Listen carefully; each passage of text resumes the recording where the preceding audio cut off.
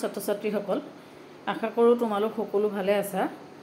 আজি মই এডুকেশ্যনৰ C6 যিখন এডুকেশ্যনেল টেকন'লজি সেই পেপাৰখনৰ এখন চেম্পল পেপাৰ লৈ আহিছোঁ। যিহেতু বহুতো ষ্টুডেণ্টে মোক অনুৰোধ কৰি আছে এডুকেশ্যনৰ মেজৰ পেপাৰৰ ওপৰত ভিডিঅ' বনাবৰ কাৰণে, গতিকে তোমালোকৰ অনুৰোধ ৰক্ষা কৰি মই এডুকেশ্যনৰ টিচাৰৰ লগত কনচাল্ট কৰি তোমালোকৰ C6ৰ যিখন পেপাৰ হয় এডুকেশ্যনেল টেকন'লজি তাৰ এখন চেম্পল পেপাৰ দাঙি ধৰিবলৈ বিচাৰিছোঁ। তোমালোকে চাবাচোন, যেহেতু অলৰেডি তোমালোকে মেজৰ পেপাৰবোৰ দি চাই 60 মাৰ্কছৰ যিহেতু থাৰ্ড ছেমিষ্টাৰ, তেতিয়া তোমালোকে অলৰেডি পেটাৰ্ণটো গম পাইছে কেনেকুৱা ধৰণৰ কুৱেশ্যন আহিব বা কেনেকুৱা টাইপত হৈছে কুৱেশ্যনৰ পেটাৰ্ণটো। আৰু যিহেতু 60 মাৰ্কছৰ তোমালোকৰ ৰিটেন পৰীক্ষা হ'ব আৰু তোমালোকে 2 ঘণ্টা সময় পাবা। আৰু তোমালোকৰ যিখন এতিয়া C6ৰ পেপাৰ এডুকেশ্যনেল টেকন'লজি শৈক্ষিক প্ৰযুক্তিবিদ্যা, ইয়াত তোমালোকৰ 5টা ইউনিট আছে আৰু 5টা ইউনিটৰ পৰা সমানেই মাৰ্কছবোৰ ডিষ্ট্ৰিবিউট হৈ আহিব। গতিকে 5টা ইউনিটে তোমালোকৰ গুৰুত্বপূৰ্ণ।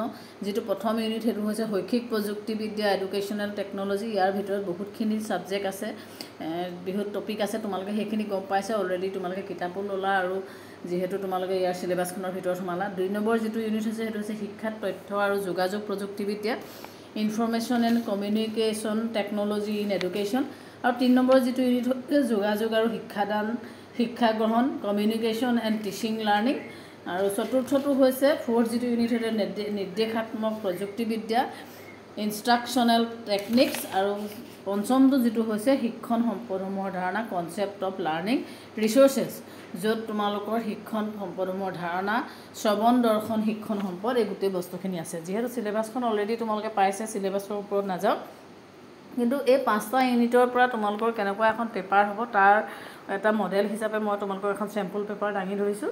যিহেতু তোমালোকৰ 60 মাৰ্কছ, সেইকাৰণে 1 নম্বৰীয়া 6টা কুৱেশ্যন আহিব। সেইকাৰণে প্ৰতিটো ইউনিটৰ পৰা মিক্স আপ কৰি মই তোমালোকক 6টা কুৱেশ্যন দিছোঁ। গতিকে 6টা কুৱেশ্যনেই তোমালোকে লিখিব লাগিব। 2-এটা বেছিকৈও আহিব পাৰে, সেইকাৰণে মই 2-এটা বেছিকৈ দি দিছোঁ বাৰু। এতিয়া শৈক্ষিক প্ৰযুক্তিবিদ্যা মানে কি বুলি আহিব পাৰে, পঞ্চম মানে কি, কম্পিউটাৰ মানে কি, কমিউনিকেশ্যন শব্দটো ক'ৰ পৰা উৎপত্তি হৈছে, মডেলে কি বুজায়, CIA ফুল মিনিং কি, শ্ৰৱণ দৰ্শন সঁজুলি মানে কি, EDUSAT সম্পূৰ্ণ ৰূপটো কি হয় বা ফুল ফৰ্মটো কি হয়। যিহেতু তোমালোকে প্ৰথম বেছ 4 ইয়েৰ ডিগ্ৰী কৰ্চৰ, গতিকে তোমালোকে এইখন পেপাৰো তোমালোকৰ কাৰণে প্ৰথম হ'ব আৰু মডেলটো অলৰেডি তোমালোকে গম পাইছে। গতিকে সেইটো মডেলতে পঢ়িবা আৰু 1 নম্বৰীয়া কুৱেশ্যনকেইটা কিন্তু প্ৰত্যেকটো ইউনিটৰ পৰা মিক্স আপ কৰি আহিব। গতিকে মই এনেকৈ ধৰণে কেইটামান চিলেক্ট কৰি দিছোঁ। গতিকে ইয়াৰ ভিতৰত 2-এটা কমন পৰিব পাৰে। ঠিক তেনেধৰণে তোমালোকৰ কি হ'ব, চমু টোকা লিখিবলৈ দিব আৰু চমু টোকাবোৰ তোমালোকৰ 3 নম্বৰীয়াকৈ 4টা লিখিবলৈ আহিব।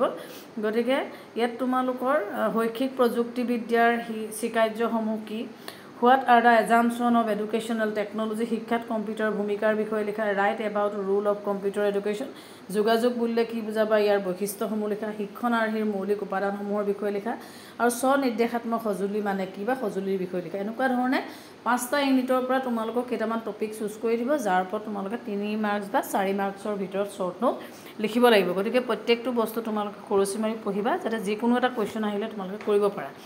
এতিয়া যিহেতু তোমালোকৰ মাৰ্কছটো কমাই দিলে, আগতে তোমালোকে 14 মাৰ্কছৰ লং কুৱেশ্যন হয়, কিন্তু এতিয়া তোমালোকৰ মাৰ্কছটো 10 মাৰ্কছৰ লং কুৱেশ্যন হ'ব। আৰু এই লং কুৱেশ্যনবোৰ যিহেতু 5টা ইউনিট আছে, 5টা ইউনিটৰ পৰা 5টা কুৱেশ্যন আহিব। আৰু এটা ভাল কথা কি, যিটো ইউনিটৰ পৰা এটা কুৱেশ্যন দিব তাৰ একেটা ইউনিটৰ পৰা আন এটা কুৱেশ্যন দিব। ময়ো ঠিক তেনেধৰণে তোমালোকক ছেট কৰি দিছোঁ।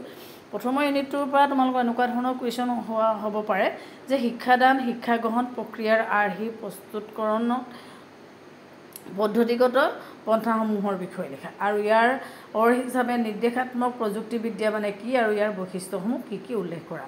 গতিকে একেটা ইউনিটৰে এটা আন কুৱেশ্যন আহিব। স্মাৰ্ট শ্ৰেণী কি, স্মাৰ্ট শ্ৰেণীৰ প্ৰকাৰসমূহৰ বিষয়ে উল্লেখ কৰা, স্মাৰ্ট শ্ৰেণীৰ তথ্য আৰু যোগাযোগ প্ৰযুক্তিবিদ্যাৰ প্ৰয়োগ সম্পৰ্কে উল্লেখ কৰা, ই শিক্ষণ কি, ইয়াৰ বৈশিষ্ট্যসমূহৰ বিষয়ে উল্লেখ কৰা, ই শিক্ষণত তথ্য আৰু যোগাযোগ প্ৰযুক্তিবিদ্যাৰ প্ৰয়োগ সম্পৰ্কে আলোচনা কৰা।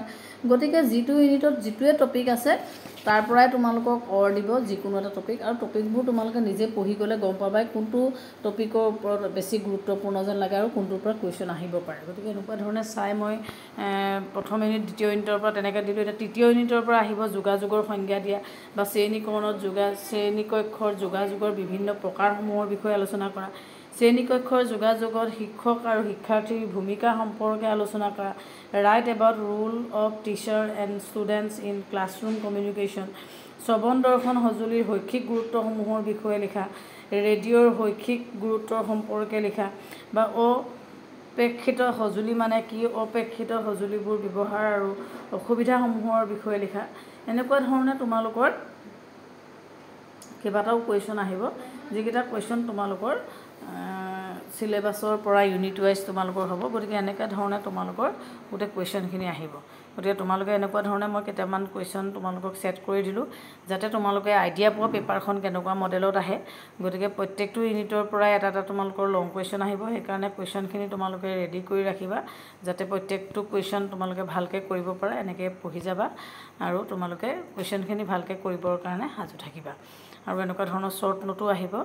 আৰু বহুতে অনুৰোধ কৰি থকাৰ কাৰণে বিষয় শিক্ষকৰ লগত মই কনচাল্ট কৰি তোমালোকক দুটামান কুৱেশ্যন ছেট কৰি দিলোঁ। আশা কৰোঁ এই ভিডিঅ'টোৱে তোমালোকক অলপ হ'লেও সহায় কৰিব। ধন্যবাদ।